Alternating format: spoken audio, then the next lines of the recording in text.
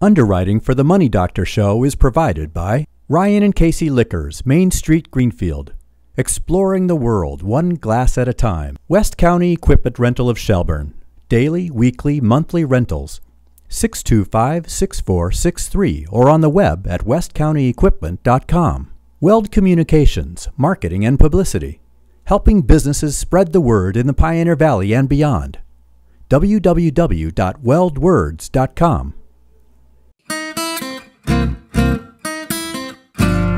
There's a better life if I could be debt-free, but all my money is a mystery. I was feeling overwhelmed and it was wearing thin when I knocked on the door and heard the doctor's in. Oh, the doctor's in, the doctor's in. She got the right prescription to help you win. Oh, the doctor's in, the money doctor's in.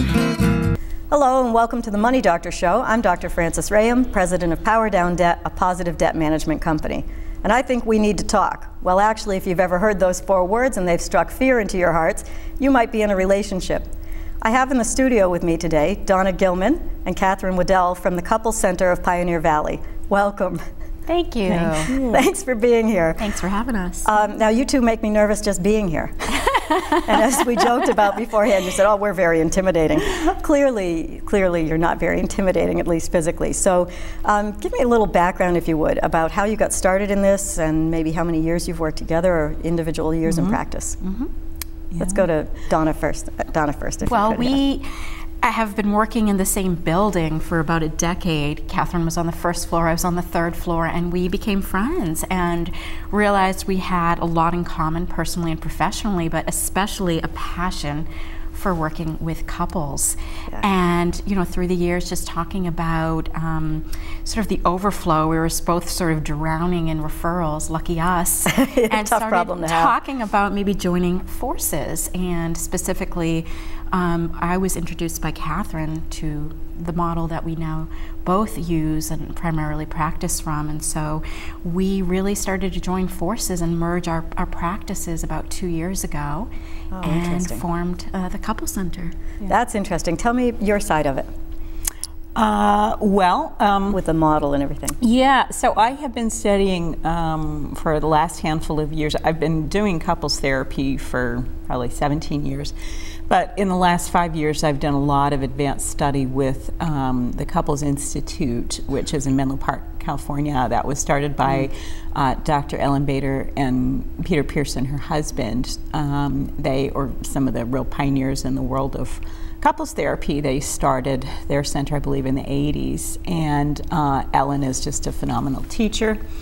And their model is something that just really, I loved and embraced it. I did a lot of learning, and it just really tremendously impacted how well I could work with couples after beginning to really dig into the model. And not long after that, I started teaching a class to clinicians in the area on this model, and Donna was one of the, I think in the first module, and I was just amazed by how much she already knew that fit with the model, and so we just started doing a lot of referring back and forth and working together at that point, and it just seemed like a logical next step to start thinking about how to bring our practices together.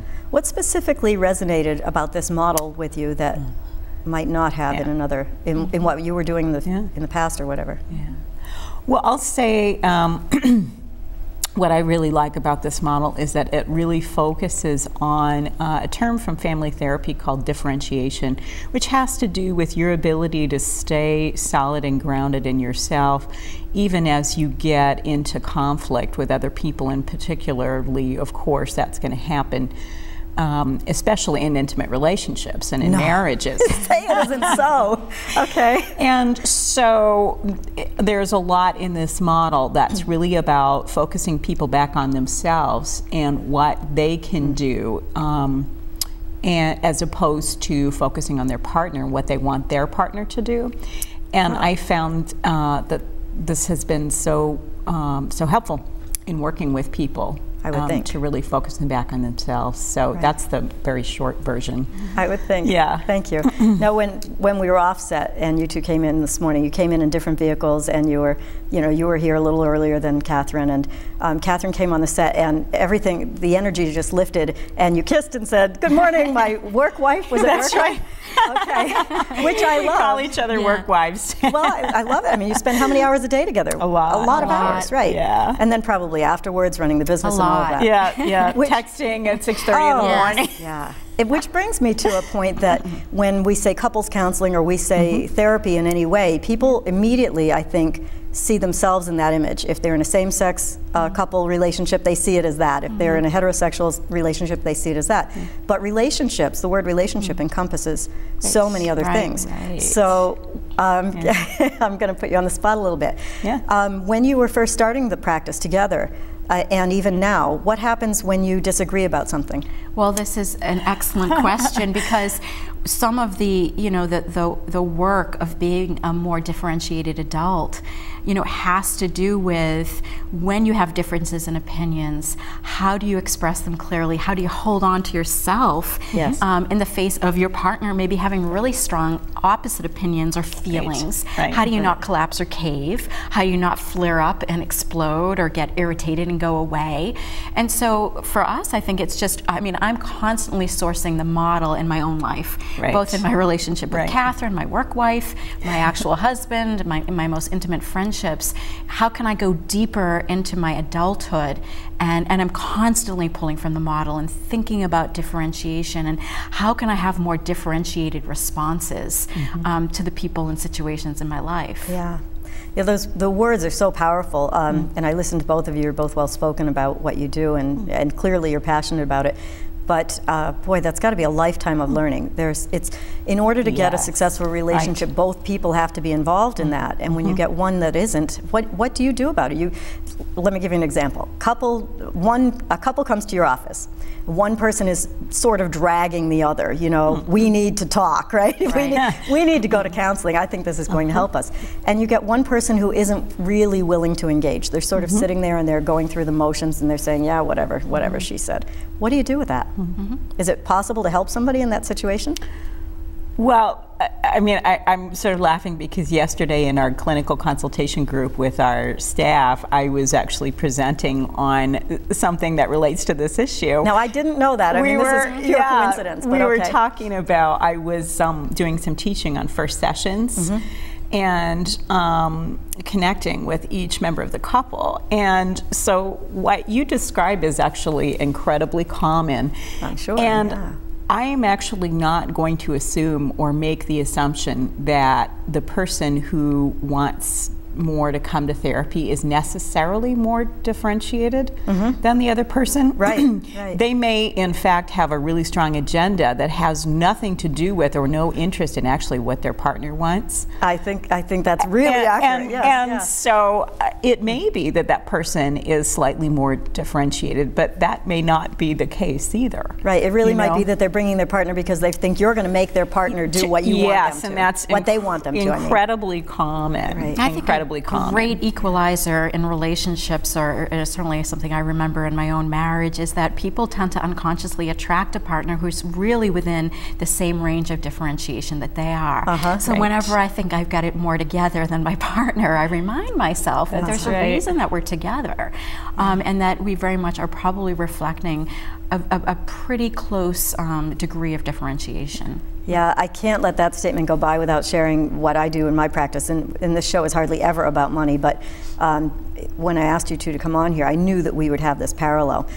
We joke in my office about we're half marriage counselor and half financial counselor, although we're not marriage counselors. But the one common story that we see, and in fact we've learned it so well that it's like our little crystal ball. When we get a married couple in, or business partners or whatever, and they come in and they're at odds on the finance, we can pretty much explain to them what we see, and they go, oh my gosh, she's been secretly living with us. And it is just what you said. I find that couples find each other. Somehow they have different personalities, and they make a third party somehow.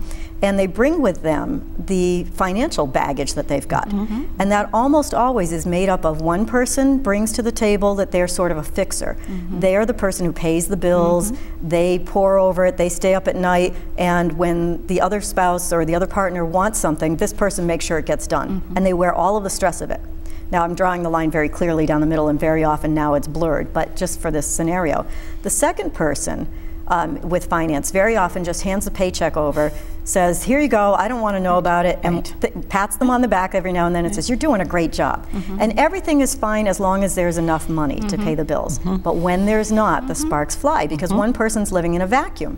And so they sit down and they say, we need to talk. And the person who's handing over the paycheck is frustrated because they can't solve it. They don't know what to do to fix it. The fixer's already out of resources. They've tried everything they know, and they can't get on the same page. And inside the office, they seem to get on the same page because there's a clear solution and a third-party counselor involved. And that's what I think you guys must bring to the table for couples, not necessarily about finance, but that third-party counselor is incredibly powerful, right? An objective party.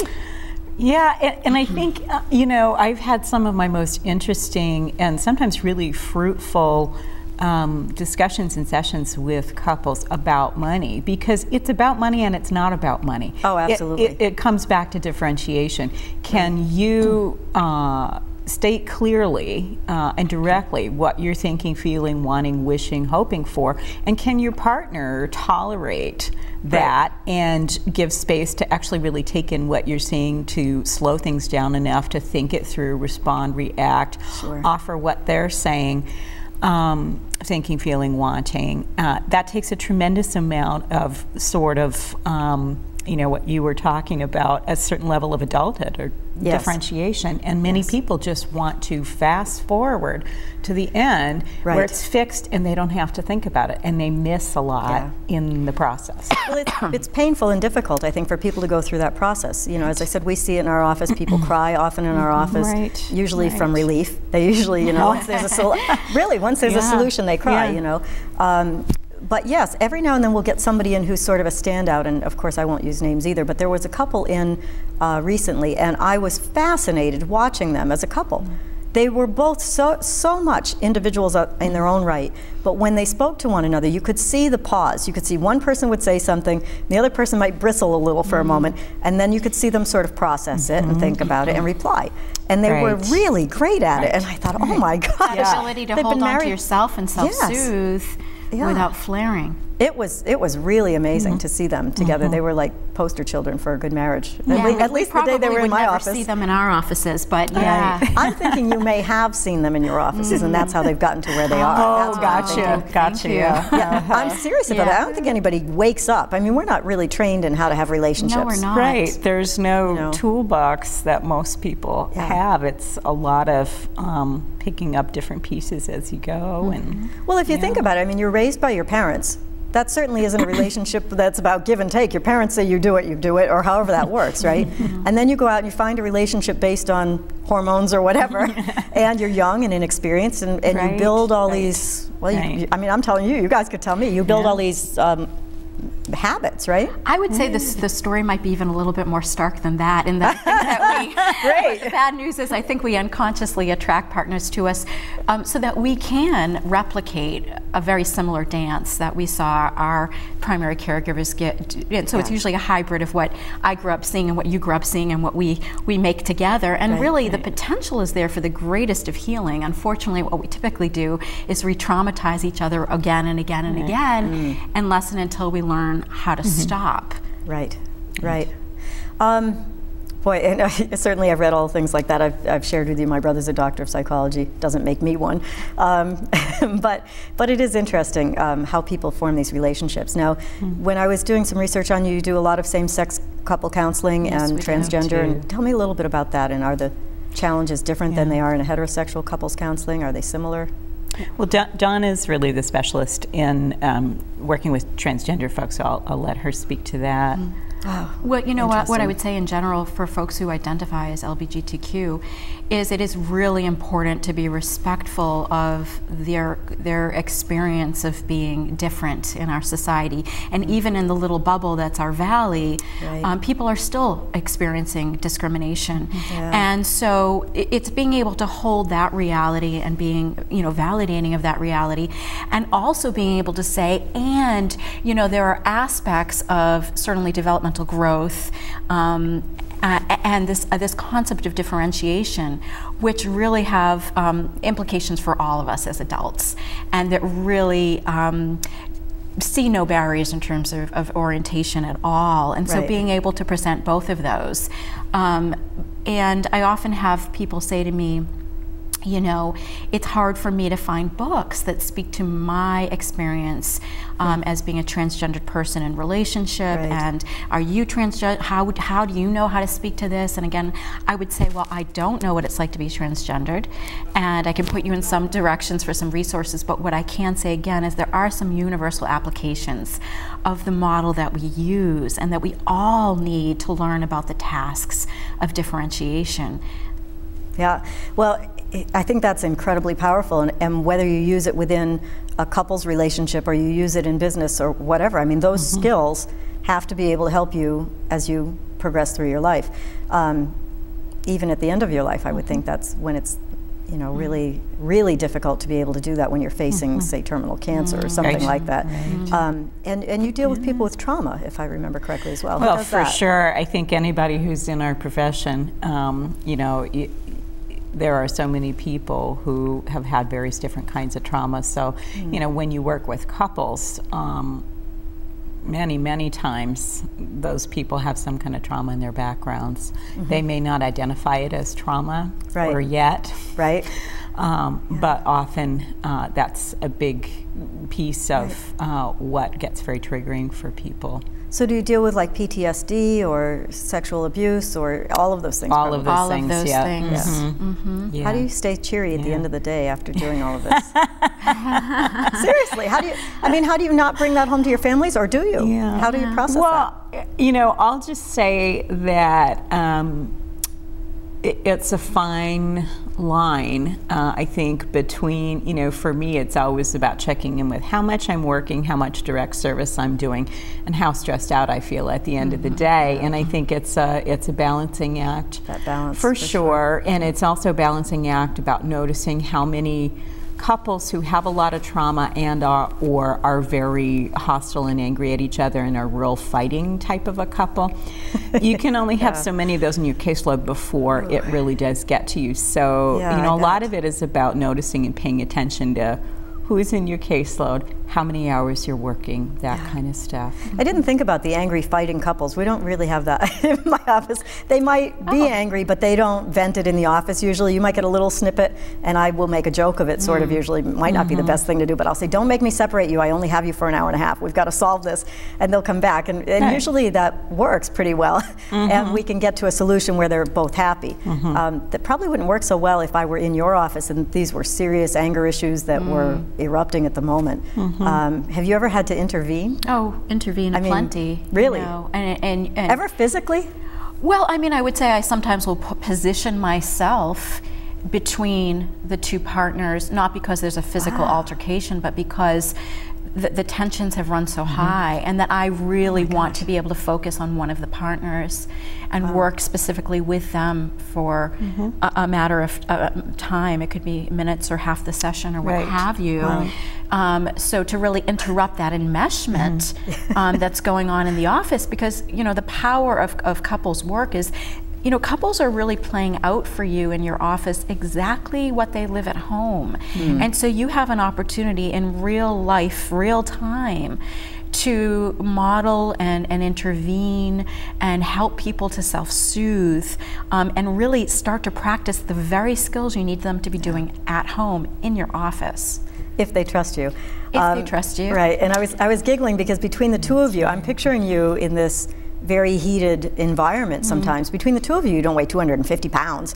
You know, look at you. Okay, the three of us on the set don't weigh 375 pounds.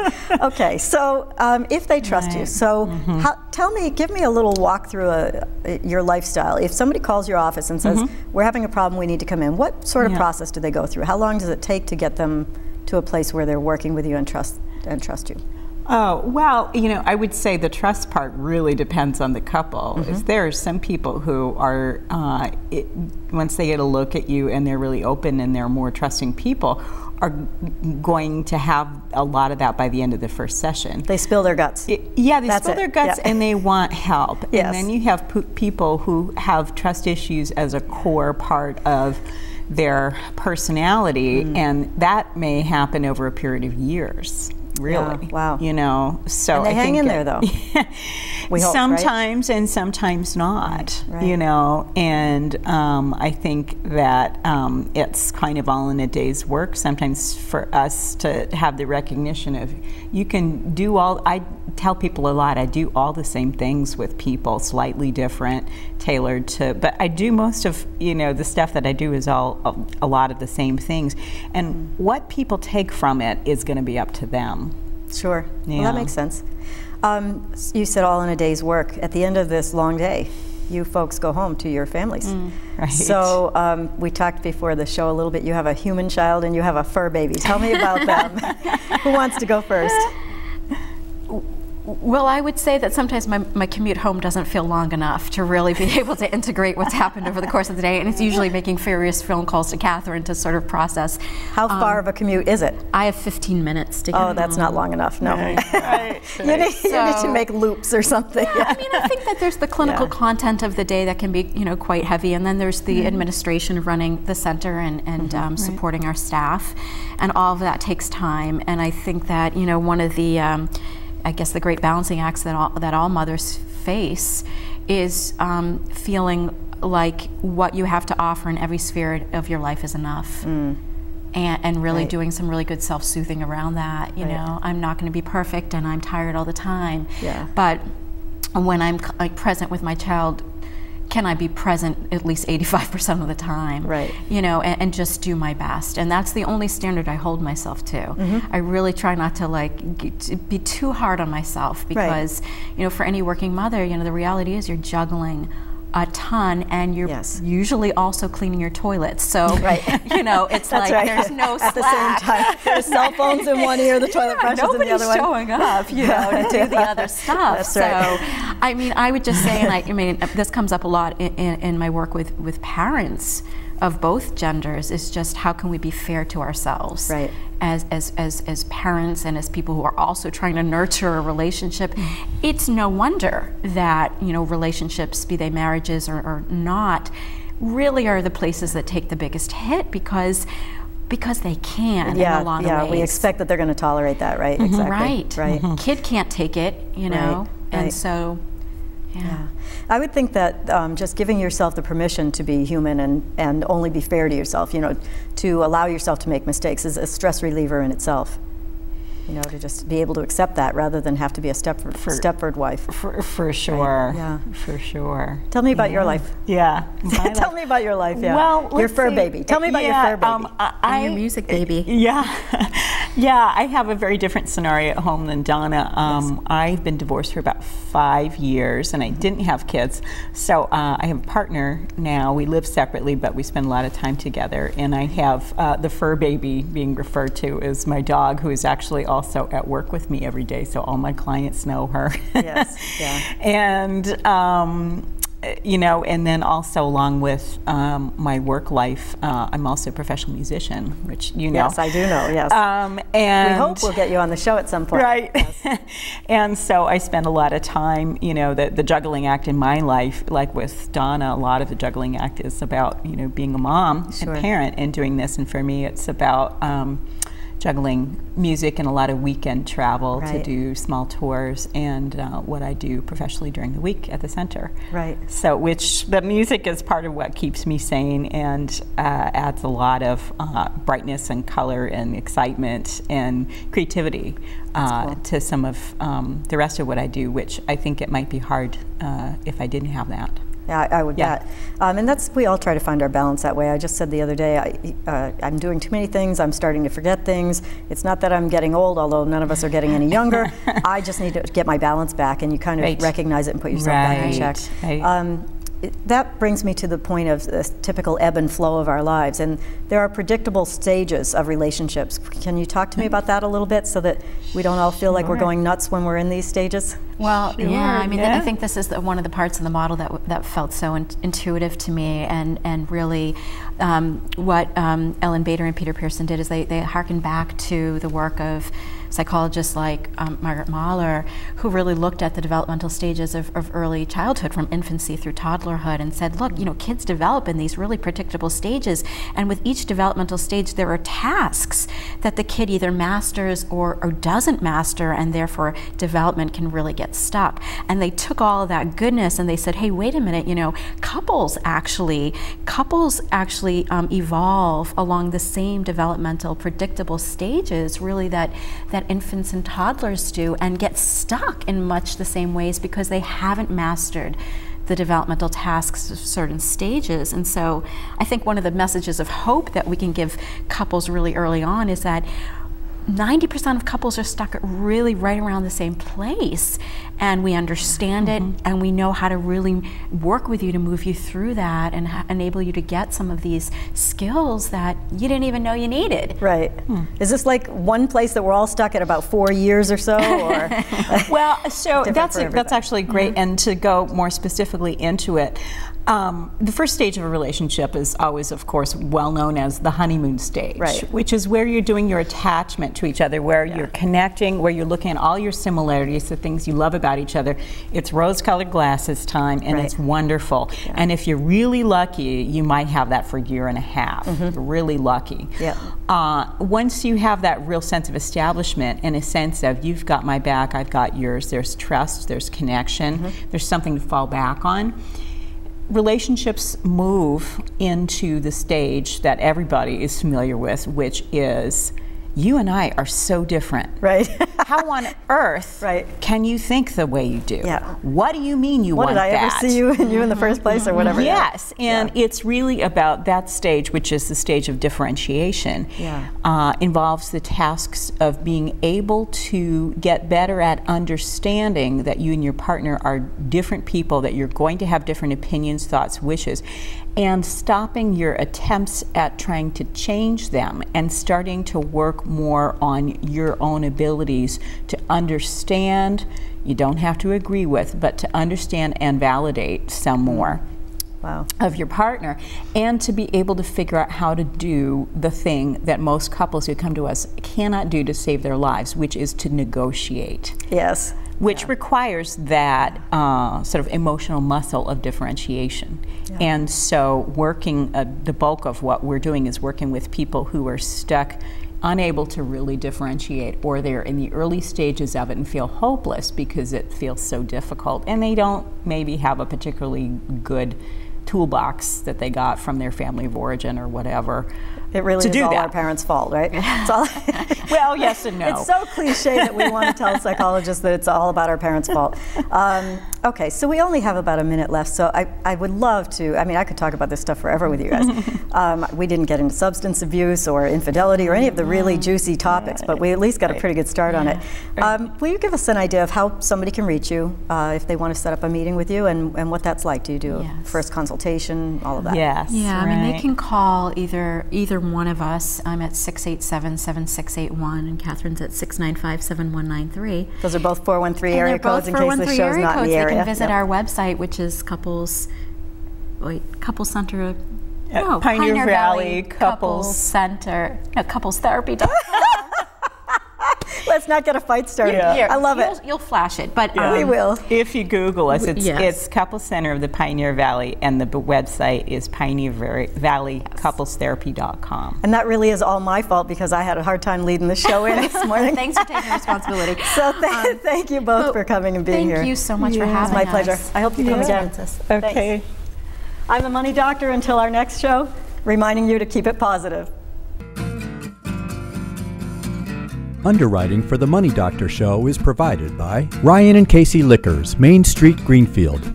Exploring the world one glass at a time. West County Equipment Rental of Shelburne. Daily, weekly, monthly rentals. 625-6463 or on the web at westcountyequipment.com. Weld Communications, Marketing and Publicity. Helping businesses spread the word in the Pioneer Valley and beyond. www.weldwords.com. There's a better life if I could be debt free, but all my money is a mystery. I was feeling overwhelmed and it was wearing thin when I knocked on the door and heard the doctor's in. Well, the doctor's in, the doctor's in. She got the right prescription to help you win. Oh, the doctor's in, the money doctor's in.